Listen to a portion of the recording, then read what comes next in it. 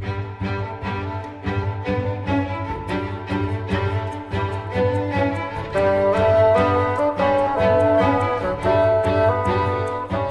I'm Stef, Dressage rider and trainer, and today, in association with Carr Martin, I'm going to talk to you about how to introduce collection into your horse's work.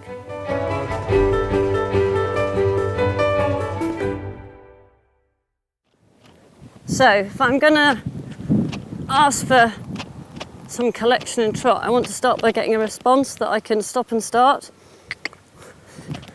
and I want a sharp response from the horse that it comes in and out of a transition real quick. It's a little bit better. Remember, the more you do, you should start to get the responses quicker.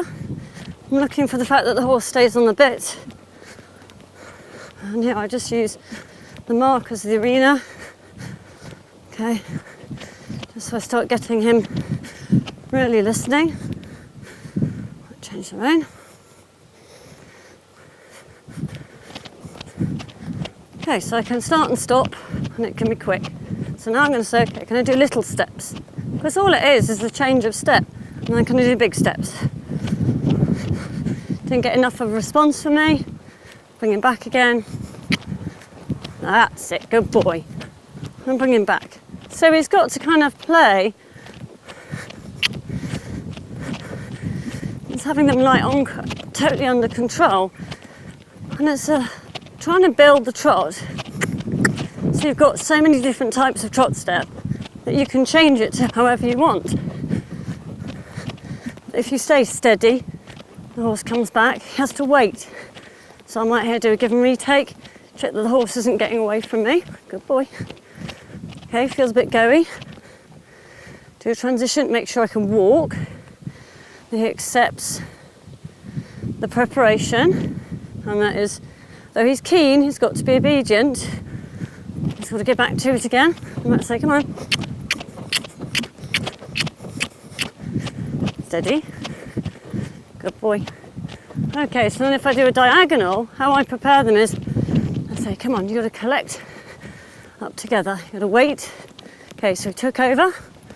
He wanted to do a big step, but he didn't. He felt like he was going to be too naughty, not naughty, strong. Remember, the whole point is that it's got to be under control. So here he's feeling a bit keen. So just remind him, he doesn't need to be that keen. It's lovely because he wants to work, but he doesn't need to be keen. So come on another diagonal and say, right, you've got to wait. Okay, now he feels good. That's good. But can I whoa? And here I'm going to do a transition until he's good, because he got a bit long and a bit strong, and I want to make sure that he understands that he doesn't need to keep going around the corner unless he's asked. So it's like obedience, but by doing this on and back, I'm getting him more engaged, a little bit more on the aid, more enthusiastic. It's always got to be with obedience and relaxation though. If you do something and something changes, so they become stiff or nervous, then you know that you need to go back a step and make things really clear to them again. So I'm just giving him a little walk here. Just make sure that he's totally relaxed and I don't have to feel the need to hang on. Because, when you hang on, all that happens is you get a strong horse that pulls down. So just check that he stops and he's good. Yeah, good boy. Okay. And then I might say, okay, well, I'll go back to my little exercise now.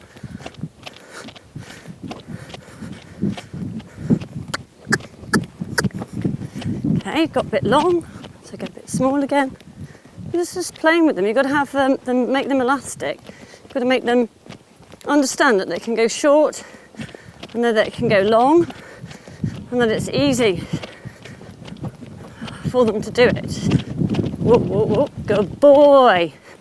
So there, he was very keen. He came back, and because he came back, I didn't need to do the transition because it was good. Okay.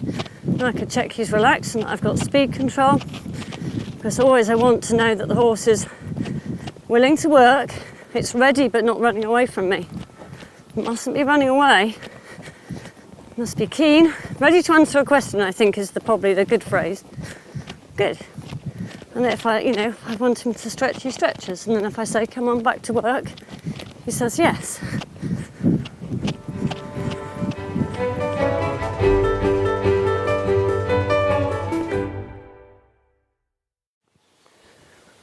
All right, so I'm gonna start working Dylan towards a little bit of collection.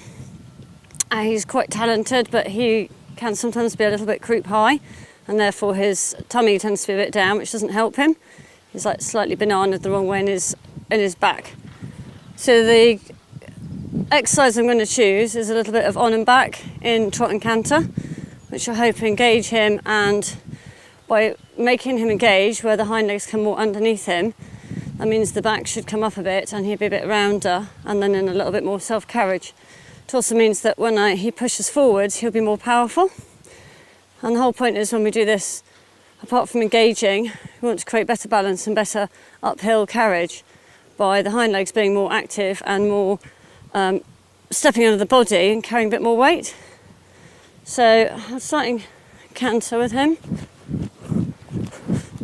So just say pick a circle. It's quite an easy exercise to do. And you have to make sure the circle is the same shape, because what you don't want them to do is when you ask for a bit more power, for them to push sideways rather than forwards. So when I come to the centre line here, I'm just going to sit up, little half halt and try and slow him down. And then there I'm going to say, come on. Okay, so we ran out a bit on the circle. I must be careful to keep the line. And the same, come back a little bit. Shorter steps, after a few half halts, sit up, help him out with the leg, and then go on again. And then once I can get a response, I then try and get it whenever I want. So I'm going to try and be a little bit more precise, see if I can do the collected bit between the quarter line now and the 3/4 line, and then go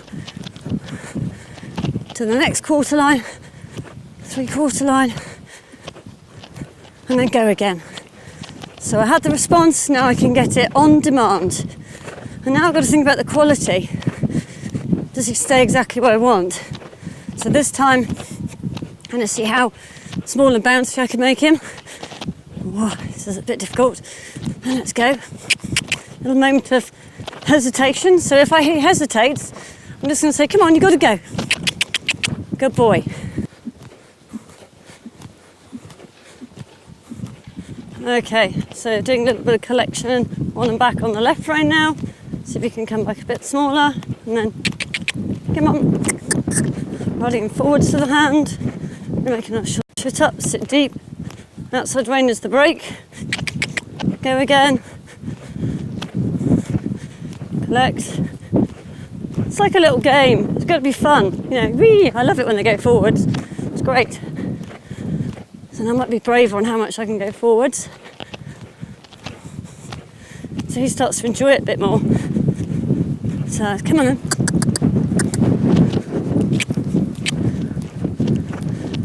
Good boy.